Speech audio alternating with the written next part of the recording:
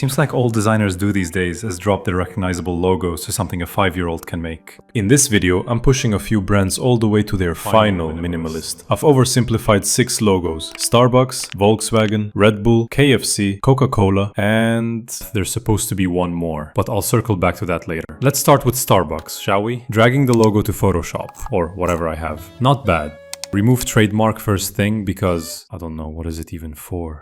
But first, let me see how the previous logos looked like. Honestly, the evolution of the Starbucks logo is pretty straightforward. The whole design strategy seems to basically come down to zooming in every few years or so then I can continue doing just that. All this fish stuff, whatever that is, it just has to be gone. The crown is unnecessary, cutting that out. Who needs the crown these days? Shit show anyway. The tail and hands too, gone. Well, if I'm zooming in, then let's at least zoom in with purpose. Oopsie, boopsie, but not expressive. Let's focus on the face instead. The face still looks way too detailed, so I decided to remove the nose. And also these weird green eyebrows that are somehow melting into the face outline. Like nobody at Starbucks noticed this? Seal. You know what it looks like? Old Mikey Mike. I guess that's not a good look for a redesign. Never mind. Now it doesn't even look like Starbucks anymore. Let's Google what the logo actually means. I see. The brand's nautical theme is a direct reflection of its name, which was famously inspired by Captain Ahab's thoughtful and conservative first mate, Starbuck, from Herman Melville's classic novel Moby Dick. Cool. Let's bring the star back. Literally. Kind of nautical, and to make breathing a little easier, I'll return the nose too, with your permission. So, here's the final result. Honestly, much better. 7 minimalist minimalisms out of 10. Now let's go with something easier. Volkswagen.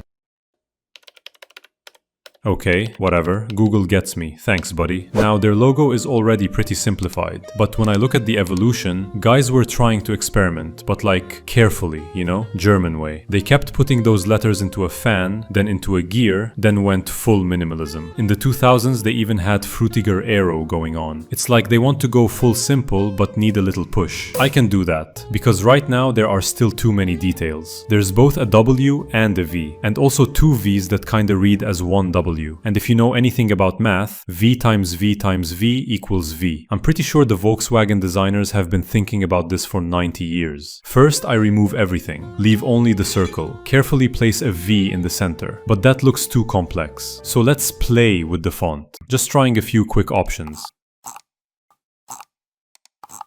2 hours later. Radical decision. I draw it by hand. Perfect. This could also work as a logo for underwear. Or pistachios. Or a pencil. Universal and simple. Final result. 10 minimalist minimalisms out of 10. I need a sip before the next logo, which is Red Bull. Red Bull actually has a pretty complex logo. Let's compare it to other logos for context. There's symmetry, composition, and actual detail. And apparently they're pretty confident in what they're doing, because looking at logo evolution, not much really changes. First it was one bull, then same bull, just facing the other direction. Then came the big innovation, 2 bulls. And since 1987, basically just a yellow outline. So I'm here to save the brand from collapse. I'm going to make the Red Bull logo as boring, corny, and plain as every other corporate logo out there. Let's find the most normal bull reference image. This first random one will do. 2 bulls. That's already too much. Second one? Bye-bye. I'll go ahead and outline it, like that, so we don't end up in any copyright lawsuits.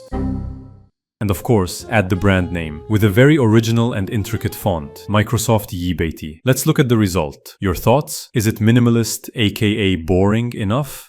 Guys, quick pause. What do we know about 1886? The invention of the automobile by Carl Benz, the dedication of the Statue of Liberty, but most importantly, Coca Cola. So we're moving on to the most pleasant logo of them all. Let's take a look at the history. They really peaked in 1886. Just text with a dot. True innovation. After that, tons of experiments, adding little swirls, random decorative bits or commas, eventually turning red. But the logo barely changed, which is impressive, because most brands redesign themselves every few years, like they're going through an identity crisis. Well, it's time for a change, my friends. Don't panic, but I have a radical solution for simplifying this design. I'm only keeping the cola part, because saying joke might terminate my channel before I even finish this video. The only thing I'm preserving is the iconic tail of the letter C. I copy it straight from the original logo. Cut it out, line it up, and we done. All those loops and swirls, we don't need them. Everything should be flat, straight, and boring. No roller coasters allowed. And if you think I'm taking this too far, just look at the Diet Coke logo. It's so minimal, it feels less like a design choice and more like, guys, we're Coca Cola, we don't actually have to try anymore.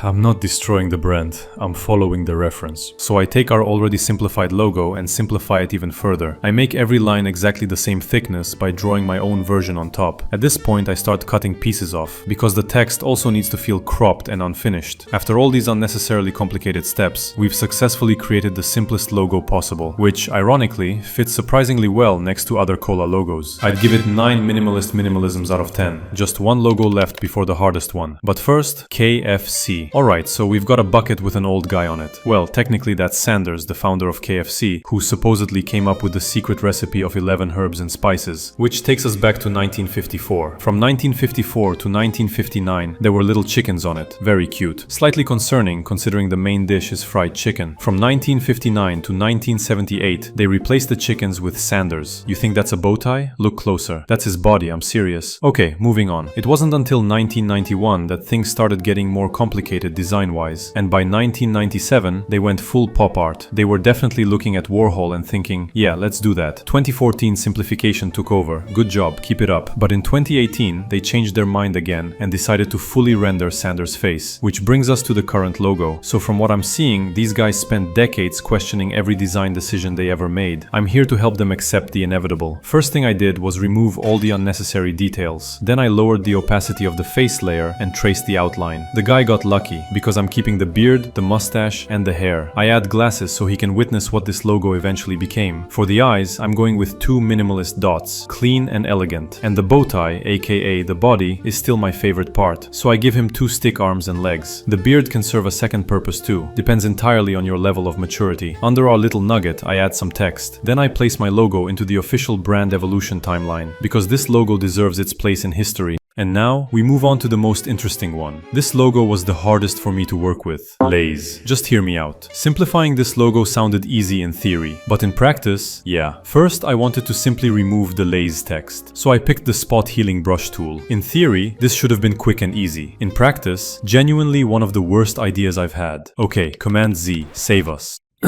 Let's start over. This time I went with the lasso tool. This thing hasn't betrayed me yet, selecting the text in a way that'll also help remove the red ribbon later. Then I just erased the leftover red parts. Don't know about you, but working on tiny details like this is weirdly calming for me. Every little step demands attention and precision. Or maybe...